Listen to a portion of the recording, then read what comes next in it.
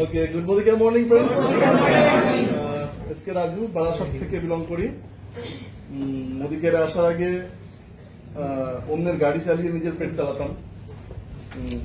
শিক্ষাগত যোগ্যতায় BCom graduate, but চাকরি করার মানসিকতা ছিল না। তাই বাবার ব্যবসা ছিল, একটা সময় খুব ভালো, সেখানে ব্যবসা করতাম আর কি। তো ব্যবসা ছোট হয়ে যাওয়ার কারণে একটা সময় পরিস্থিতি এমন জায়গায় এলো যে সংসার চালানোর জন্য আমাকে অন্যের গাড়ি স্টিয়ারিং করতে হলো। ওকে, তো এইভাবে 3টে বছর কাটলো, কিন্তু স্বপ্ন ছিল বড়, তাই খুঁজছিলাম বেটার কোনো অপরচুনিটি যেখান থেকে লাইফটা চেঞ্জ হবে।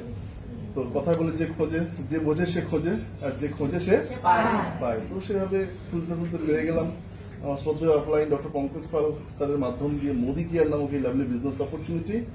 এবং এখানে আসার পরে দেখলাম যে সাধারণ থেকে অতি সাধারণ মানুষ কিন্তু এখান থেকে জীবন পরিবর্তন করছে, মানে তাদের স্বপ্নগুলোকে এক এক করে পূরণ করছে।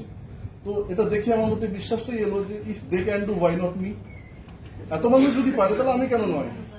তো সেখান থেকে আমি সিদ্ধান্ত নিলাম যে আমিও এখান থেকে সাকসেস পাবো। তো মোদিকে শুরু করলাম যেদিন, জেতার জন্যই শুরু করেছিলাম, হারার জন্য নয়।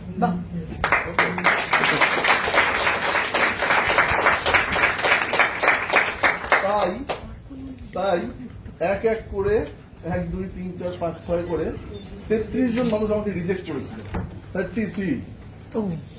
33 জন মানুষের রিজেকশন শোনার পরেও আমি কিন্তু এটা একবারও ভাবিনি যে আমার দ্বারা হবে না।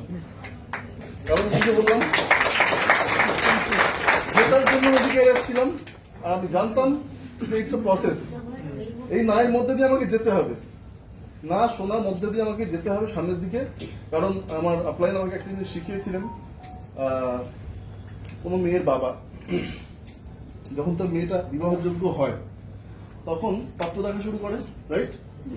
তো একটা পাত্র দেখলো, পছন্দ হলো না, 2টো দেখলো, পছন্দ হলো না, 3টে দেখলো, পছন্দ হলো না, 4টে দেখলো, পছন্দ হলো না, 5টা দেখলো, পছন্দ হলো না। কোনো সময় মেয়ের বাবাটা মনে করে যে 10টা পাত্র দেখার পরেও যখন পছন্দ হচ্ছে না, মেয়ের বাবা কি একবারও ভাবে যে আমার মেয়েটার বিয়ে হবে না? হবে না। তো সে এই আশা নিয়ে 11 নম্বর পাত্র দেখে যে আমার মেয়ের বিয়ে হবে একদিন না একদিন, রাইট? তো ফ্রেন্ডস, মোদিকে যখন আপনি জয়েন করে গিয়েছেন, আপনার কপালে লেখা হয়ে গেছে আপনি লাখপতি হবেন।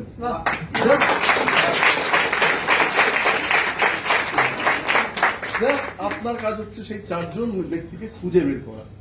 সেই 4 জন ব্যক্তি আপনার কাছে আসবে না, আপনাকে খুঁজে বের করতে হবে। এবং সেই 4 জন ব্যক্তি ভারতবর্ষের মধ্যে কোথাও না কোথাও রয়েছে, ছটফট করছে মনে মনে আপনার জন্য যে এসো আমার কাছে, আমাকে মিলিনিয়ার বানাও। ওকে, তো খুঁজতে খুঁজতে খুঁজতে খুঁজতে ঠিক পেয়ে যাবেন, কিন্তু আপনাকে খোঁজাটা জারি রাখতে হবে। তো ফ্রেন্ডস, প্রথম মাসে ইনকাম ছিল 105 টাকা। মোদি কেয়ার থেকে হাইয়েস্ট ইনকাম 1,18,000 টাকা।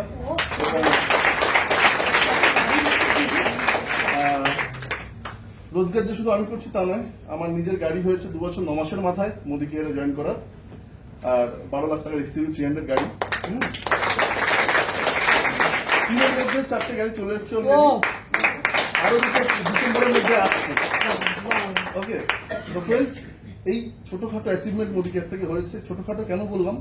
কারণ ম্যাডামের যখন হাইয়েস্ট ইনকাম দেখেছিলাম 8.5 লাখ সামথিং, ঠিক আছে?